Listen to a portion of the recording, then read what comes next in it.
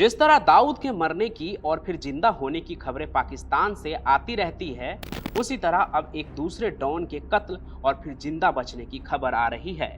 दाऊद भी भारत का गुनाहगार है और ये डॉन भी भारत का कसूरवार है, क्योंकि इसने एक बेगुनाह हिंदुस्तानी को जेल में तरपा तरपा कर मारा है। नमस्कार दोस्तों, मैं हूं पंचम प्रकाश और आप देख रहे हैं क्राइम कनेक्ट, अपराध की काली दुनिया की सच्ची और चौंकाने वाली कहानियां। पाकिस्तान में अंडरवर्ल्ड डॉन अमीर सरफराज तांबा एक दिन पहले तक पुराने लाहौर के अपने घर में मार दिया गया था। दो अज्ञात कातिलों ने उसे 3 गोलियां मारी थी, लेकिन वो मरा नहीं है, वो जिंदा बच गया है। लाहौर के एक पुलिस अफसर ने दावा कर दुनिया को चौंका दिया है। उसके कहने का अंदाज कुछ ऐसा है कि तांबा की मौत पर जश्न मनाने वालों, वो मरा नहीं है, जिंदा है और अस्पताल में मौत से लड़ रहा है। सवाल ये है कि तांबा है कौन और उसके कत्ल पर जश्न कौन मना रहा था। ये वही तांबा है जिसने 1990 में पाकिस्तान की कोट लखपत जेल में कैद भारतीय कैदी सरबजीत सिंह का 2013 में कत्ल किया था।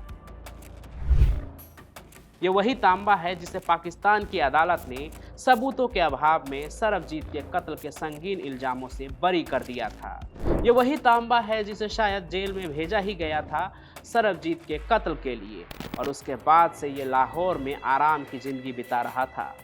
तांबा से हर हिंदुस्तानी नफरत करेगा, क्योंकि सरबजीत सिंह की रिहाई से पहले ही पॉलीथीन से उसका गला घोटा और फिर ईंटों से कुचल कुचल कर जान ले ली। अमीर सरफराज तांबा के बायोडाटा में सबसे अहम बात क्या है? ये क्रूर हत्यारा है, लाहौर का बड़ा डॉन है, लेकिन सबसे क्रिटिकल पॉइंट ये है कि तांबा लश्कर तैयबा की नींव डालने वाले आतंकवादी हाफिज मोहम्मद सईद का पालतू कुत्ता है। हाफिज उसका गुरु और उसका हैंडलर सब कुछ है। इसलिए जैसे ही ये खबर आई कि पुराने लाहौर के सनंत नगर इलाके में उसके घर पर 2 मोटरसाइकिल सवार पहुंचे, दोनों के हाथों में पिस्तौलें थीं, दोनों घर में घुसे और पहली मंजिल पर आराम फरमा रहे अमीर सरफराज तांबा के सीने में 3 गोलियां दाग दी। आईएसआई में हड़कंप मच गया। आखिर लाहौर के डॉन पर हाथ किसने डाला? किसकी इतनी मजाल कि हाफिज मोहम्मद सईद के गुर्गे को गोली से उड़ा दे? खून से सने तांबा के जिस्म की तस्वीरें वायरल हो चुकी थी। बताया गया कि तांबा को बेहद गंभीर हालत में अस्पताल ले जाया गया था, जहां उसे बचाया नहीं जा सका। तो फिर लाहौर में पुलिस ऑपरेशंस के एसएसपी सैयद अली रजा ने डॉन अखबार को यह कैसे कह दिया कि सरफराज अभी जिंदा है, मरा नहीं है, गंभीर रूप में जख्मी है। मरा या जिंदा, इस सवाल में ही आईएसआई का खेल साफ नजर आता है। आईएसआई उन सभी लोगों को कभी मरने नहीं देती है जिनसे उसे भारत के खिलाफ लोगों को एकजुट करने, आतंकी हमलों का ब्लूप्रिंट तैयार करने में सहूलियत होती है। मुंबई ब्लास्ट के बाद भारत से भागकर पाकिस्तान में छुपे अंडरवर्ल्ड डॉन दाऊद इब्राहिम के केस में भी यही हुआ। पाकिस्तान ने न सिर्फ दाऊद को जिंदा रखा, बल्कि बीच बीच में उसकी मौत की अफवाहें भी उड़वाता रहा। तो तांबा वैसे तो मर चुका है, लेकिन अचानक पाकिस्तान के सीनियर पुलिस अफसर ने उसे जिंदा कर दिया है। यानी पाकिस्तान चाहता है कि भारतीय कैदी सरबजीत सिंह को तरबा तरबा कर मारने वाले डॉन की मौत को लेकर सस्पेंस बना रहे। उसे मारने वाले इंसान इस इंप्रेशन में रहें कि वो तो बच गया, 3 गोलियां खाकर भी बच गया। शायद इसलिए पुलिस अफसर ये नहीं बता रहे हैं कि तांबा को इलाज के लिए कहां रेफर किया गया है। और तो और, जब एसएसपी के दावे के बारे में भारतीय समाचार एजेंसी पीटीआई ने लाहौर पुलिस के प्रवक्ता फरहान शाह से बात की, तो उन्होंने इस केस को सेंसिटिव बताते हुए कुछ भी कहने से साफ इनकार कर दिया।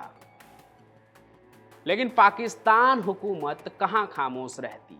पाकिस्तान के इंटीरियर मिनिस्टर मोहसिन नकवी ने सरफराज तांबा को गोली मारने के पीछे भारत के हाथ की आशंका जाहिर कर दी। नकवी ने यह भी कहा कि पिछले कुछ दिनों में पाकिस्तान में हो रहे कत्ल के पीछे सीधे सीधे भारत का हाथ है। फिलहाल तो तांबा के छोटे भाई जुनैद सरफराज की शिकायत पर 2 अज्ञात हमलावरों के खिलाफ पुलिस ने केस दर्ज कर लिया है। सवाल ये है कि ये केस क्या है, कत्ल का या हत्या की कोशिश की? क्योंकि भारतीय सरबजीत सिंह को मारने वाले को गोली से उड़ाकर मार तो दिया गया, लेकिन उसे पाकिस्तानी पुलिस फिर से जिंदा करने में लगी हुई है ताकि भ्रम बना रहे।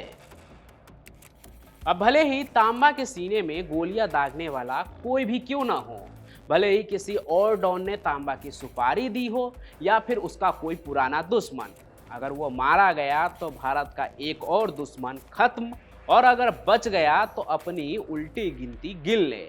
आपको क्या लगता है, पाकिस्तान में छुपे भारत के दुश्मनों का क्या अंजाम होना चाहिए? हमें कमेंट बॉक्स में जरूर लिखें। इस वीडियो को लाइक करें और ज़्यादा से ज़्यादा शेयर करें ताकि हमारा हौसला बढ़े, और हमारे क्राइम कनेक्ट चैनल को सब्सक्राइब भी जरूर कर लें। हम फिर मिलेंगे नए सफ़र में एक और चौंकाने वाली क्राइम की कहानी के साथ। तब तक के लिए धन्यवाद।